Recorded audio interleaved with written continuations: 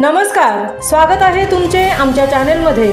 आवाज महामुंबईचा, शोध बातमीचा, कौल मनाचा।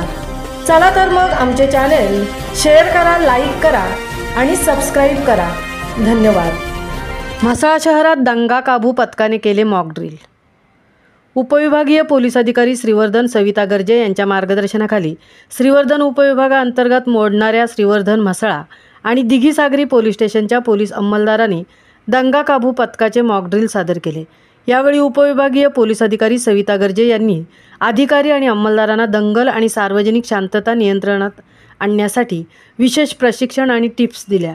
यावेळी हाताळण्यात येणारे अश्रुधुराच्या नळकांड्या, लाठ्या, पाण्याच्या तोफा आणि ढाल, इतर आवश्यक सामुग्री तसेच पोलीस स्टेशननी सज्ज आणि सुस्थितीत ठेवणे कसे महत्त्वाचे असते या विषयावरही माहिती दिली।